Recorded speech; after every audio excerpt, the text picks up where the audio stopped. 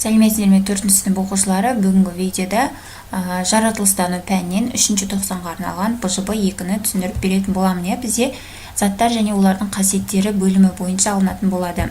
Видеоны көріп бастамас бұрын ең алдымен каналға тіркелейік, себебі менің видеоларымды тіркелмеген оқушылар көбіне қарайды екен. Сол себепті де еңбекті бағалап каналға тіркеліп кетеміз. Ендеше кеттік. Бірінші тапсырма. Берілген пайдалы қазбалар қайда қолданылады дейді, яғни кестеге жаз дейді.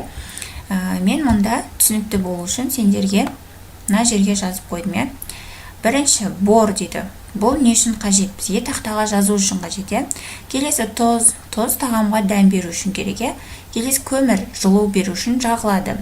Саз, қыш құмыралар жасайды.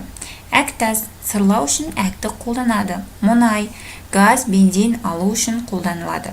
Гранит құрылыс материалы ретінде қолданылады дейді. Осылай жауап береміз. Келесі бізде екінші жаттығу. Сұрақтарға жауап жаз дейді. А және Б сұрағы бар екен. А сұрағына жауап береміз. Пайдалы қазбаларды сақтап қалу үшін адамдар не істеу керек дейді. Пайдалы қазбаларды сақтап қалу үшін адамдар алып отырған қазба байлықтарды орнымен жұмсауы қажет. Пайдаланылған қорларды қайта өңдеуге жіберу қажет.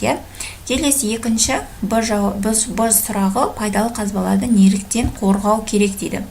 Пайдалы қазбаларды қорғау, оларды тиімді пайдалану біздің міндетіміз. Табиғаттың бізге берген асыл қазынасы осы пайдалы қазбалар. Оны орнымен тиімді қолдансақ өте жақсы болар еді. Осылай жауап берсек болады.